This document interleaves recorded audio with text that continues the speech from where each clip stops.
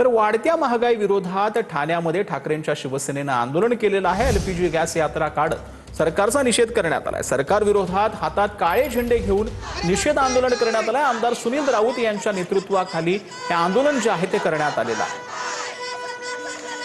तर वाढत्या महागाई विरोधात तसंच सिलेंडरच्या गॅस तुटवड्याच्या विरोधामध्ये आज ठाकरेंच्या शिवसेनेकडून आंदोलन करण्यात आलेलं आहे।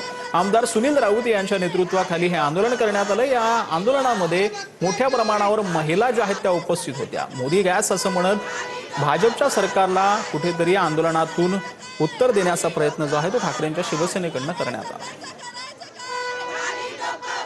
तर जळगावमध्ये व्यावसायिक सिलेंडरचा तुटवडा झाल्यानं दूध डेअरी चालक देखील अडचणीत सापडले आहेत। गॅस सिलेंडर नसल्यानं दुग्धजन्य पदार्थ बनवण्यात अडचण येत असल्यानं व्यावसायिकांचं नुकसान होते। पनीर, दही, लोणी, तूप पदार्थ बनवण्यात व्यावसायिकांना अडचण येत आहे।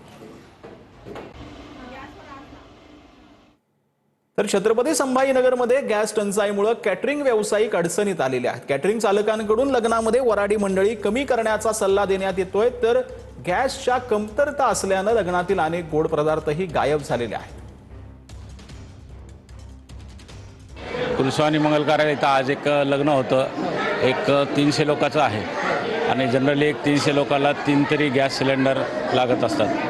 अर्थातच आमच्याकडे 5-6 गॅस सिलेंडर आहेत।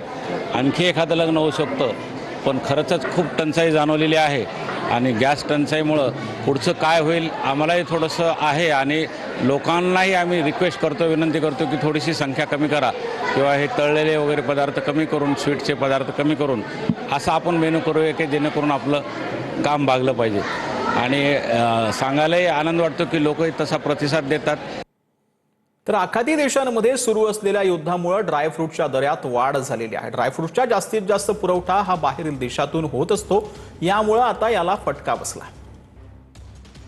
सध्या तर आता भाव स्थिर आहे, पण जर समोरून माल जर येण्याचं हे कमी झालं तर मग इथे ऑटोमॅटिकली रेट वाढणारच आहे। पिस्त्याचे रेट वाढलेले आहे, मामरा बदामचे रेट वाढलेले आहे, अंजीरचे रेट आता वाढणार आहे।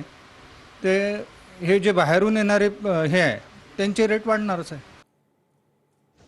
तर गॅस तुटवड्याच्या पार्श्वभूमीवर मुंबई शहरामध्ये सायबर भामट्यांचा सुळसुळाट पाहायला मिळतोय। कांदिवलीमध्ये पोलिसांकडून नागरिकांना सावधानतेचा इशारा देण्यासाठी जनजागृती करण्यात येते। कांदिवलीतील गॅस प्रत्येक परिसरात जाऊन गॅस बिलच्या नावानं होत असलेल्या सायबर फसवणुकीच्या घटना रोखण्यासाठी पोलिसांकडून जनजागृती करण्यात। सगळ्या नागरिकांनी लक्ष द्या।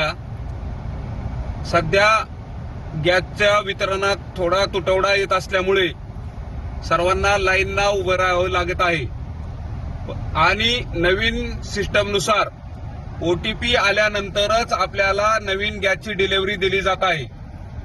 परंतु या गोष्टीचा फायदा सायबर फ्रॉडवाले लोक घेऊ शकतात। आपल्याला कुठल्या तरी अननोन नंबरवरून APK फाईल पाठवतात, त्यावर ती गॅसची किंवा महानगर गॅसची, HP गॅस किंवा भारत गॅसची असल्याचे दाखवले जाते। ज्यावेळेस आपण अशी APK फाईल ओपन कराल तर तुमचा मोबाईल हॅक होऊन जाईल। तरी कोणी नागरिकांनी अशा येणाऱ्या APK फाईल डाउनलोड करू नका। अशी कुठलीही APK फाईल कोणतीही गॅस कंपनी पाठवत नाही, आपण स्वतः। तर गॅसच्या तुटवड्यामुळे रायगडला बल्लाळेश्वर देवस्थानातील महाप्रसाद सध्या बंद ठेवण्यात आला। कमर्शियल गॅसचा पुरवठा न झाल्यामुळे हा निर्णय घेण्यात आलेला आहे। अष्टविनायक पैकी एक महत्त्वाचं देवस्थान म्हणून ओळखल्या जाणाऱ्या बल्लाळेश्वर मंदिरामध्ये मोठ्या संख्येनं भाविक दर्शनासाठी येत असतात। कमर्शियल गॅसचा पुरवठा आता सध्या बंद असल्यामुळे बल्लाळेश्वर देवस्थान ट्रस्टचे अन्नछत्र हे अनिश्चित काळासाठी बंद ठेवण्यात आलेले आहे। जसे गॅसचा पुरवठा पूर्ववत झाला की तसेच अन्नछत्र हे भाविकांसाठी पूर्ववत खोलण्यात येईल।